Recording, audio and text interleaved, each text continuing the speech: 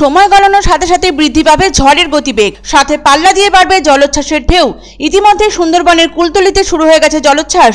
ঘূর্ণিঝড় রেমালের প্রভাবে কিছুক্ষণ আগে থেকেই আবহাওয়া খারাপ হচ্ছিল পূর্ব মেদিনীপুরের সমুদ্র উপকূল এলাকার। শুধু সমুদ্র তীরবর্তী এলাকায় নয়, গাঙ্গেয় এলাকাতেও বইছিল ঝোড়ো হাওয়া।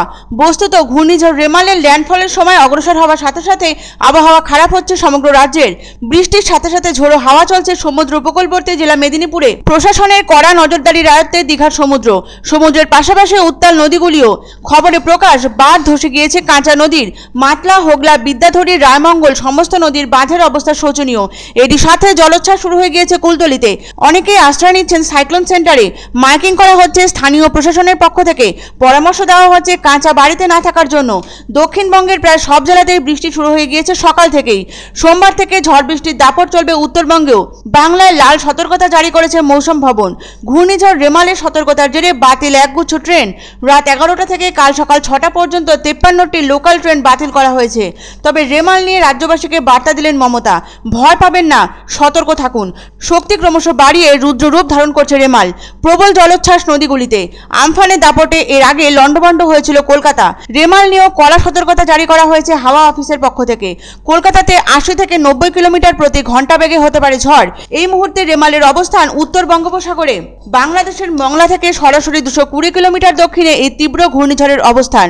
যদিও ইতিমধ্যে কালিন্দী জোয়ারের জলে নদী বাঁধ ভেঙে পড়ায় বিপাকে পড়েছে হিঙ্গলগঞ্জ এলাকার বাসিন্দারা। কলকাতা, দক্ষিণ 24 পরগনা সহ দক্ষিণের বেশ কয়েকটি জেলায় চলছে তুমুল বৃষ্টি।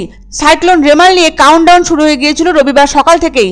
রবিবারের রাত যত ঘনাবে ততই তা এগোতে থাকবে ল্যান্ডফলের দিকে। দক্ষিণবঙ্গের একাধিক জায়গায় ব্যাপক দুর্যোগের আশঙ্কা রয়েছে রেমালের ফলে। আবহাওয়া দপ্তর থেকে জারি করা হয়েছিল বৃষ্টির লাল সতর্কতা। আইএমডির পূর্বাভাস অনুযায়ী আগামী কয়েক ঘন্টার মধ্যে শক্তি বাড়তে চলেছে রেমালের, ফলে তা সিভিয়ার সাইক্লোনে রূপান্তরিত হবে।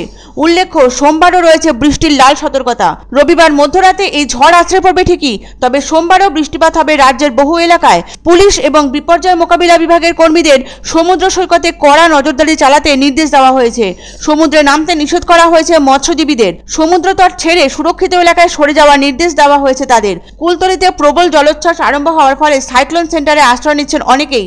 তবে পরিস্থিতির মোকাবিলায় তৈরি আছে প্রশাসনও।